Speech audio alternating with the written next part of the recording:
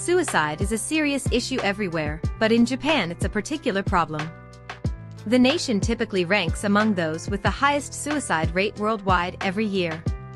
Approximately 21.7 per 100,000 Japanese nationals commit suicide annually.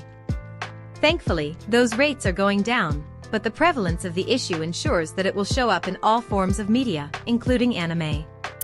Suicidal characters in anime appear in all genres, from shonen epics like Naruto to tightly focused slice-of-life shows like Orange.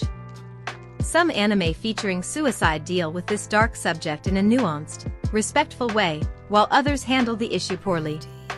Through the anime that does it well, viewers can better understand suicide and develop empathy for those it impacts. Through the anime that doesn't, we can start thinking about how media can better reflect our reality. 1. Babylon. Based on a popular Japanese novel series by Mato Nozaki, Babylon is a dark mystery anime that revolves around the topic of suicide. Public prosecutor Zen Saizaki and his team find themselves in a sinister case that involves government conspiracies and a larger-than-life serial killer. Japan has established a new district called Shiniki, and its newly appointed mayor decides to push a worldwide campaign to legalize suicide. Behind the campaign is an evil woman named Ai Magase, who possesses a supernatural-like ability to convince people into suicide. While the show is ambitious and tries to spark philosophical discussions about suicide and the legalization of suicide, ultimately, it treats the topic poorly. The topic of suicide is used as a mere backdrop to create conflict in the story. While some viewers found this show to be gritty and thought-provoking, others found it to be distasteful. 2. Higurashi no Nakukoro ni.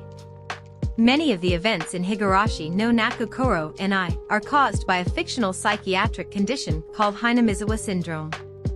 Symptoms include anxiety, paranoia, the sensation of insects crawling in your skin, and a compulsion to commit violent acts including suicide and murder. Multiple characters throughout the Higurashi series succumb to the disease, going on killing sprees and eventually committing suicide. Suicide in this series is treated similarly to all the other gruesomely violent events. It is less about what leads a person to commit suicide and the aftermath of doing so than it is about shock value. Furthermore, chalking up murder to a psychiatric condition is a damaging trope. In reality, people with mental illnesses are only responsible for only 5 to 10% of violent crimes. However, they are 5 times more likely to be murdered than the general population. Higurashi is an entertaining story, but it perpetuates a myth that puts mentally ill people in danger. 3. Trickster. Yoshio Kobayashi, one of the main characters in Trickster, starts the series with the explicit intent to commit suicide. While his motivation for wanting to die is never fully explained, his harrowing past may contain part of the reason. Kobayashi's father abused him throughout his childhood, eventually attempting to kill him, and accidentally murdering Kobayashi's mother instead. Kobayashi's latent powers activate, killing his father. The traumatic nature of these events could explain his desire to die. Kobayashi's powers protect him from all physical harm, so he isn't able to kill himself. He joins the boys' detective club on the condition that a member named Hanasaki will help him figure out how to deactivate his powers and die. Hanasaki immediately accepts his desire and makes little attempt to dissuade him. This could be seen as respecting Kobayashi's autonomy, but it could also be seen as gross negligence bordering on abuse. 4. Death Note. As one might expect from the title, Death Note is rife with fatalities, and that includes death by suicide. 4 notable characters die this way. Several characters, including Naomi Mizora and Kiyomi Takada, kill themselves because Light Yagami wrote that they would in his Death Note. Though Light's original purpose is to rid the world of criminals, he forces these women to kill themselves to avoid being prosecuted as a mass murderer. Some characters in Death Note commit suicide not because of the Death Note, but because of Light himself. Teru Mikami worships Light like a god, and he kills thousands of criminals in service to him. When Light throws Teru under the bus by claiming to have never met him, his delusions of Light's holiness are shattered.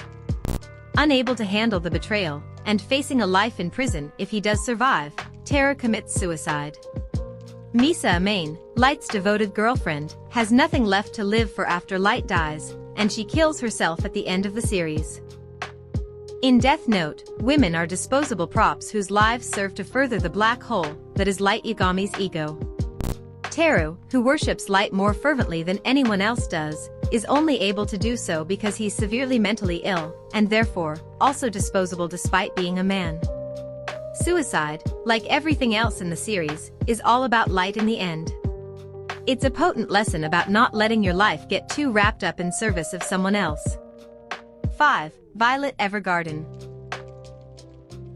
While Violet Evergarden's story doesn't revolve around the topic of suicide, the titular protagonist contemplates it during her most vulnerable moment. The story follows Violet Evergarden and her journey to find her purpose in life. Once a child soldier used only as a weapon for war, Violet must learn to reintegrate herself into society. She finds herself working as an auto-memory doll, people who ghostwrite letters for others. Along the way, she meets many people who help her discover different forms of love. Because of her tragic upbringing, she's unable to properly understand or convey human emotions, not even understanding the concept of love. The only person who's ever shown her kindness and love was her superior, Major Gilbert. But unbeknownst to Violet, the Major was missing in action after the war and considered by many to be dead. In an emotional scene, Violet discovers the truth about Major Gilbert. Given that she had an unhealthy dependence on the Major, she's grief-stricken and briefly attempts suicide. But the rest of the episode handles it well as Violet learns she must move on and continue living as her own person. This is a beautiful and moving series that focuses on topics such as war, PTSD, grief, and even suicide. Violet's journey is one that is about healing and learning to accept and love yourself. 6. Paranoia Agent. Episode 4 of Satoshi Kon's Paranoia Agent focuses on 3 members of an internet suicide pact who meet up with the intent to die together. When the group meets in person, they discover that while 2 of the members are adult men, 1 member is a 12-year-old girl. The adults attempt to ditch the young girl and embark on a series of slapstick attempts to kill themselves, all of which are foiled. It's certainly not the most tasteful way suicide has ever been handled in anime. Internet suicide pacts first began occurring in Japan and other parts of Asia around the year 2000. The media was saturated with reports of these events, so although these pacts only account for 2% of total suicides, they appear to be more frequent. It might be because of the sensational nature of these reports that internet suicide pacts appear in anime like Paranoia Agent. 7. Naruto. One of the main themes of Naruto is the impact social isolation has on a person's psyche. While the eponymous protagonist reacts to being rejected by his village with forgiveness, love, and determination to change his village for the better, not everyone in the series does the same. Tsukumo Hitaki, Kakashi's father, was rejected by his village after a tactical error caused him to fail an important ninja mission.